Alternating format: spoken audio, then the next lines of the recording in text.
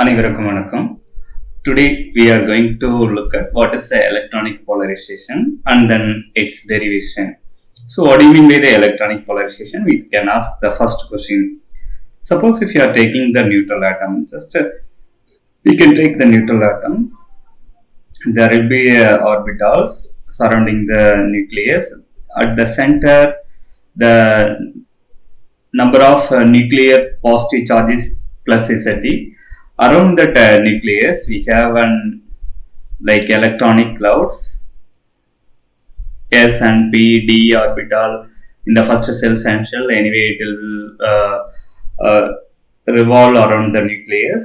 The electronic charge of the nucleus is minus Zd. Here Z represents the atomic number.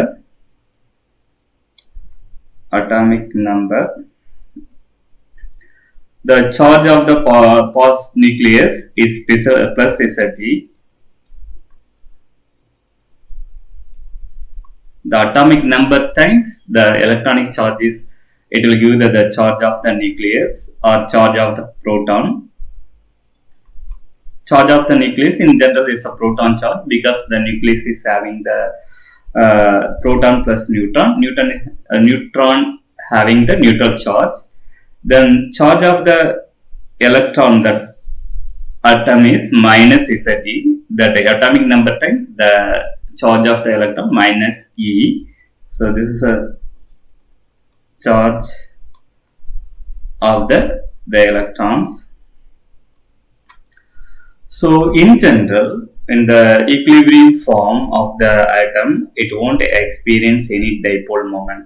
That means there is a uniformly, the electrons are uniformly distributed around the nucleus. So the dipole moment, the net dipole moment goes to zero because there is a positive charge, there is a negative charge, there is a separation between these two. If you are just to sum up all the dipole moment, it goes to zero. But once if you are apply the external electric field, suppose we are going to give the external electric field.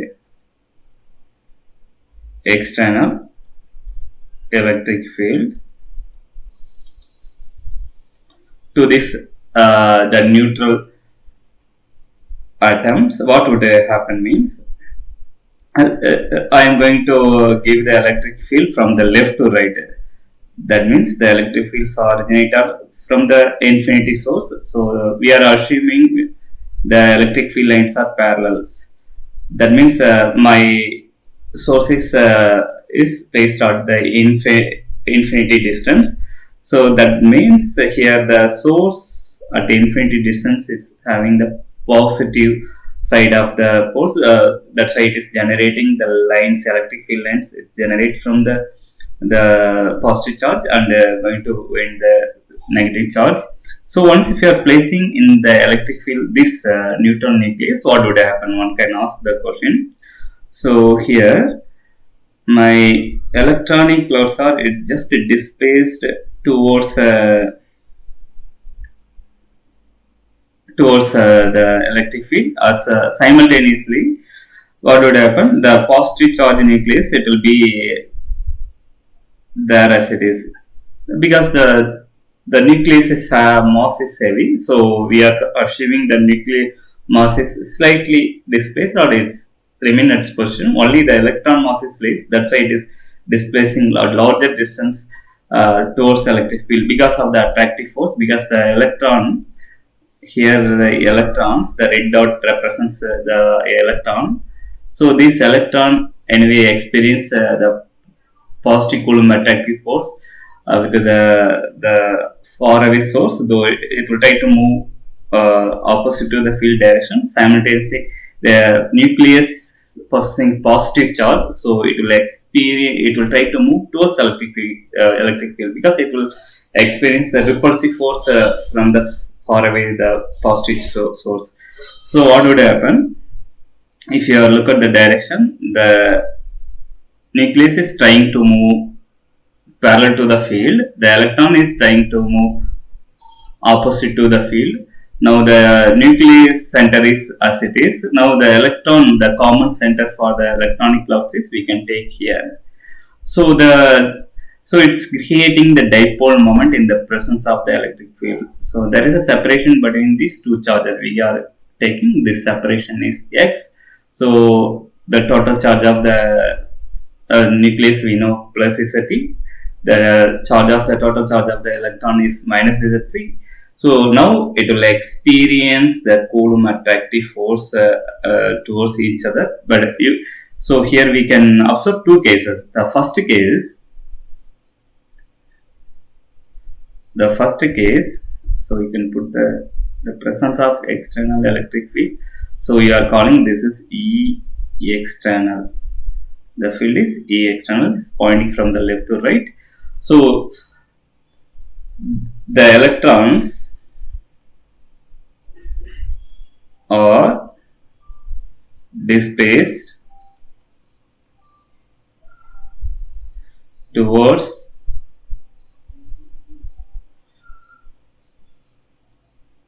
the source, the simultaneous, and the nucleus is trying to move parallel to the field.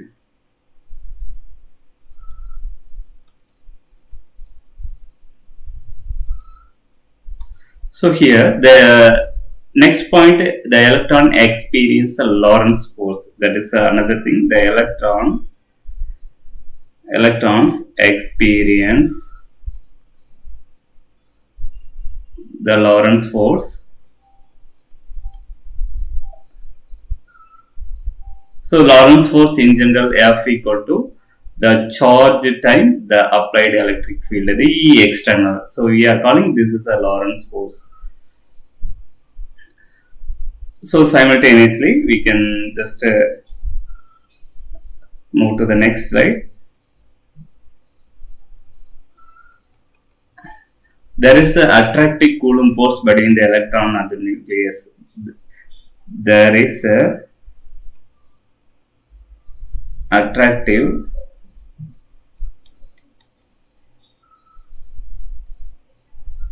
Coulomb force between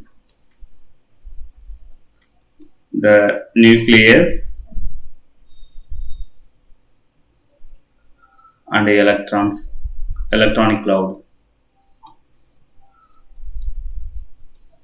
So there are two forces. In these two forces, it will be setting up the equilibrium atoms, because once if the Coulomb force is high, then it will regain the original shape. Once if the Lorentz force is high, then the separation between the these electron clouds as well as the nucleus will become large. So when it will attain the equilibrium separation, that means the dipole it will be at rest. Means here now there is no neutral atom because there is a separation between the two charges. There is some dipoles. So when it will attain the rest means when these two forces are equal. That means at equilibrium, there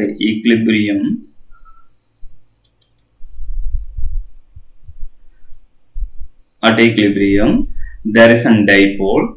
So at equilibrium there is a dipole formation.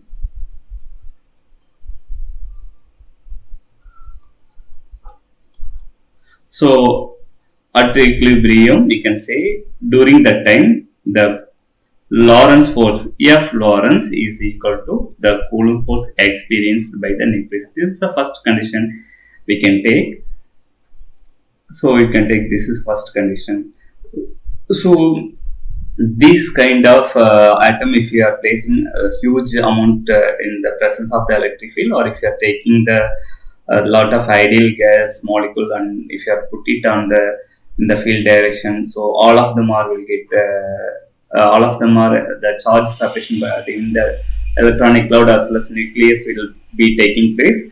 So all of the atoms are now set up the dipoles. So the number of collection of dipoles, it's due to the electronic displacement. That's why we are calling this polarization is due to the electronic cloud. So we are saying this kind of polarization is electronic polarization. We know from the definition, the polarization is proportional to the applied electric field or E external, or the polarization. If you are just equating these two, we need to add some constant. This constant is called the polarizability. So here, due to the electron it is happening, that's why it is alpha E, electronic polarizability. So we can take this as equation number 2. So here alpha E is electronic polarizability.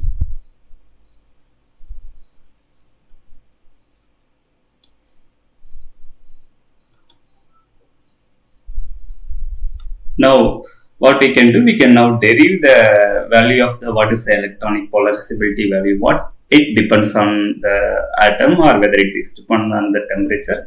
We need to give some derivation. So we are going to just look at the derivation here. So here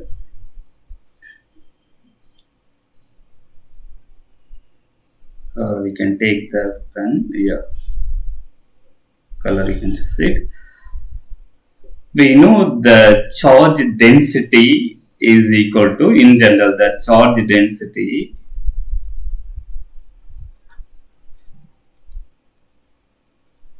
here we are going to find the electronic charge density, or in general the charge density. First anyway we will look at what is the charge density. We can just erase it, this one.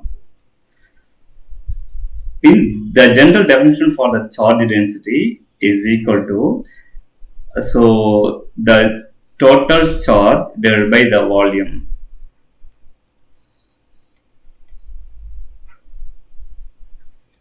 Volume of the atom. So this is constant. We are taking almost the charge density of the electron, it will be uniform. Now we are just considering it will be uniform. So the charge density is equal to the total charge is ZE. Now we are going to anyway measure the electronic charge. You can call this, we are going to measure the electronic charge density. So rho E, the charge of the electron is minus ZE, thereby it is distributing the whole volume of the atom. The volume of the atom is 4 by 3 pi, the radius of the atom, 4 by 3 pi r cube. This is the volume of the atom. So this is constant. So we are going to take this another definition. So if you are just if you want to find the electronic charge density, if you want to find the total charge of the electron, you can just using the charge density, you can derive this expression. Once if you know the radius of the atom, then the charge density, then you can calculate the total electronic charge.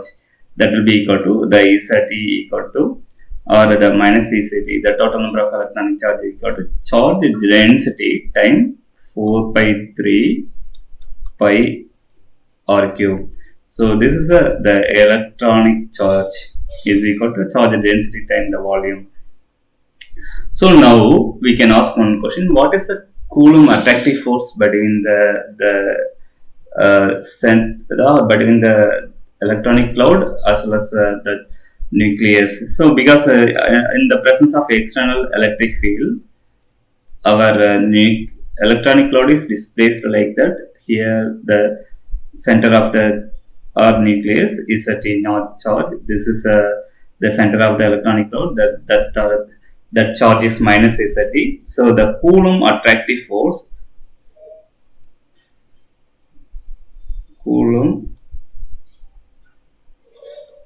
attractive force between the Coulomb attractive force between the electron clouds and the nucleus is, so the Coulomb attractive force Fc equal to the 1 by 4 pi. It's a school level definition. We know epsilon.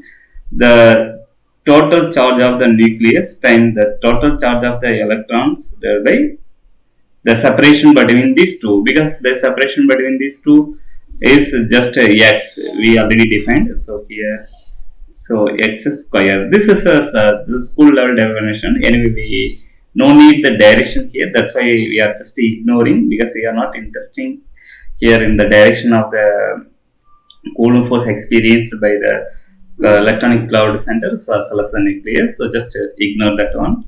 So if you are just go to the next slide, the Coulomb attractive force between the nucleus as well as the electronic cloud. Suppose here I need to draw the diagram once again. We have the displaced cloud. There is an nucleus center. Then we have the electronic cloud center. The separation between these two is x in the presence of external electric field, because in the presence of external electric field, the electronic cloud moves towards the left, opposite to the field direction. Simultaneously, the charge of the nucleus is positive, it will move towards the electric field. There is a dipole moment creation. The charge of the electronic cloud is minus ZT. Then this charge of the nucleus is positive ZT, so it's a plus ZT. Because the number of charge of the proton is plus, it resides in inside the nucleus. So there is an there is a dipole moment. That dipole moment, we know that dipole moment P equal to the one of the charge time, the distance or separation between the two dipole. So this is a dipole moment. We need to remember this one. So dipole moment. Now we can compute the Coulomb's attractive force between the center of the electronic cloud as well as the nucleus. That is equal to the charge of the nucleus, then the charge of the so if you are just drawing the circle around the x, suppose if you are drawing around the x, the charge enclosed in the sphere of radius x, maybe this is not perfect circle, it should be a perfect circle. So here it should be symmetrically, we have to take around the center minus ZT, the electronic cloud, because at a distance x, it is experience a Coulomb attractive force. So you got to just draw the sphere around this center of the electronic cloud. You've got to compute the charge inside the sphere. So here we can take the charge of the electron, so here charge of the electron around the, so here charge of the electron cloud at a radius x divided by 4 pi epsilon naught time x square. Anyway, it's a usual definition, 1 by 4 pi epsilon naught q and qe at around the sphere of radius x time x square. So from the definition, we know the charge of the electronic cloud around the sphere of radius x is equal to the charge density, the electronic charge density times the volume of the sphere at a distance radius x. So that value is 4 pi 3 pi x cube. So this is the volume of the sphere of radius x, the electronic charge density rho e. This will give the amount of electronic charge presence around the radius x. So here we know the electronic charge density, that value is equal to Z times E divided by 3. Here the R cube divided by the x square. We need to look at whether we are right or wrong. So here already we have derived that value. So here electronic charge density, yes, so here it's there.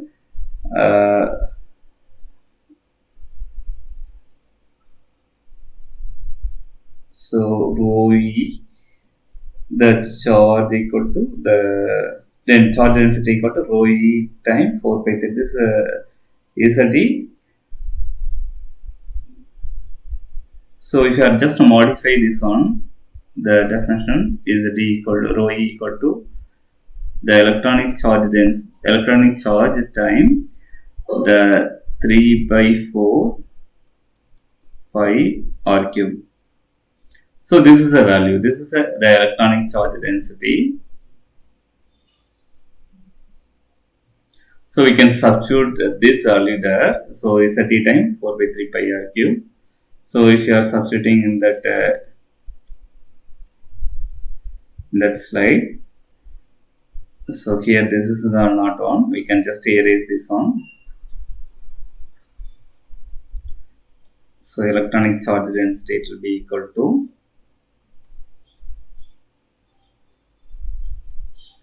minus Z, then 3 by 4, it will go there, and then pi r cube. This is the value of the electronic charge density.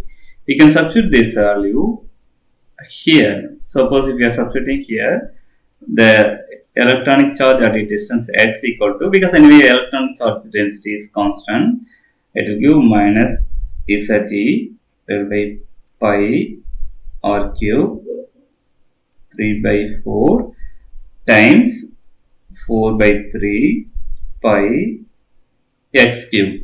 So anyway 3 by 4, 4 by 3 you can cancel, pi you can cancel, then electronic charge at a sphere radius of x is that value equal to minus Z x cube divided by the r cube. This is the value we have at a distance x. So now what we can do, this equation you may take the fifth one, you may substitute in the Coulomb attractive force. So that will be equal to the Coulomb attractive force between these two charges 1 by 4 pi epsilon. The charge of the nucleus is positive Z.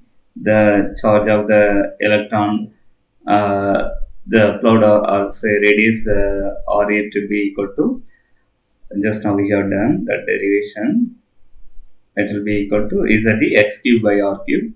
So minus Z x cube divided by r cube whole divided by the x square. This is the charge of the nucleus. This is the charge of the electron at the radius x. This is the x square. So you may cancel one x square here. Then so that's it. It will give Z whole square minus 4 pi epsilon, then one of the x will be there, the denominator is having r cube. This is the Coulomb attractive force experienced by the separated charges. Then we know the Lorentz force, it is equal to the charge times the applied electric field. So this is a value already we know. So what we can do, we can just equilibrate at equilibrium, these two forces are equal. So what we can do, we can substitute or we can equate these two forces, because at equilibrium, what it will do, the external electric field, it will try to increase the separation between the two charges, but the Coulomb attractive force between the electronic cloud as well as the nucleus, it will try to bring towards close to each other. At equilibrium, it will be at rest. It will be a stable dipole.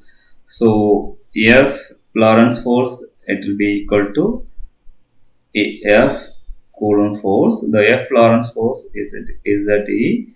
F Coulomb force minus Z whole square divided by 4 pi epsilon x divided by r cube. Anyway, one of the Z, one of the Z we may cancel.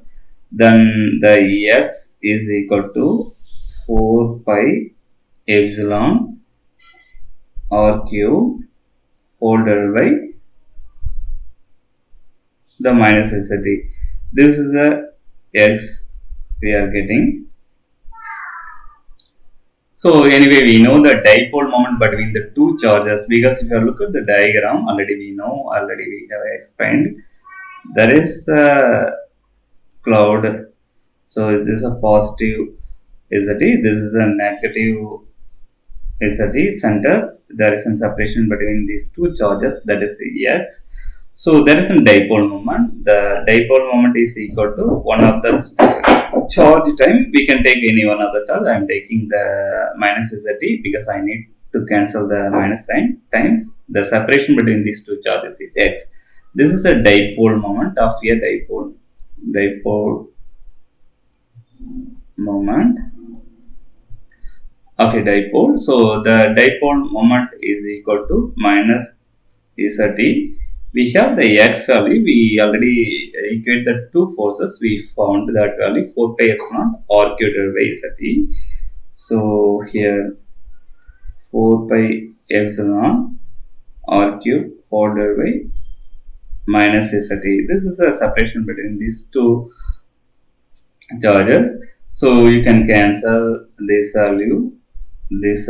So the dipole moment, I think we are missing something. If I look at this previous expression, here ZT times E we are missing. So here if your the Lorentz force is ZT times E. So if you are just to keep the X, the E go to the downward direction. So here the E should be here. Once again we can check. I think no more mistake. So here the Coulomb force is equal to Lorentz force. X should be here, 4 pi epsilon. I think the E should be in numerator, because the E is here, the 4 pi epsilon it's going to that side, it goes to the numerator, R cube all to the numerator. So E should be in the numerator, not in the denominator. We can erase this one. So here if you are just putting back to into the numerator,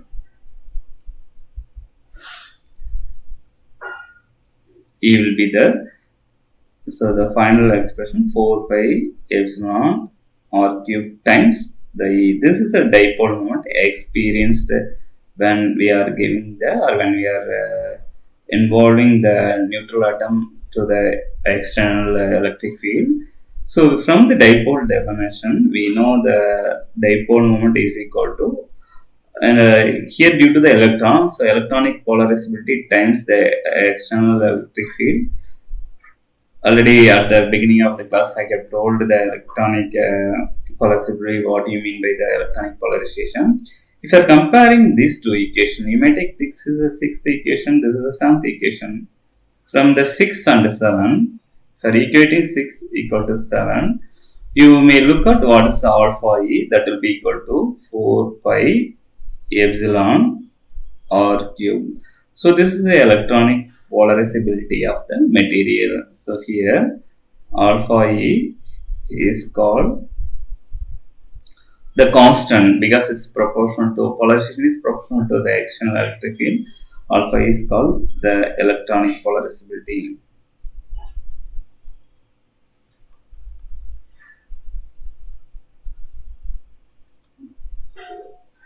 But you may look at the electronic polarizability, it is independent of the temperature. Even if you are tracing the atom at high temperature, that our electronic polarizability will be constant. It's depend on the only radius as well as the permittivity of the vacuum. Independent of the temperature, independent of the charge density, or independent of the charges. So independent of the nuclear as well as electronic charges. So it will be constant value for if you are taking any atom. Only it depends on the radius of the atom, because anyway radius of the atom we are taking it to be a constant quantity, that is around 10 to the power minus 10 meter or 1 angstrom. So it will be good experience we are getting from deriving the electronic polarizability. Thank you all.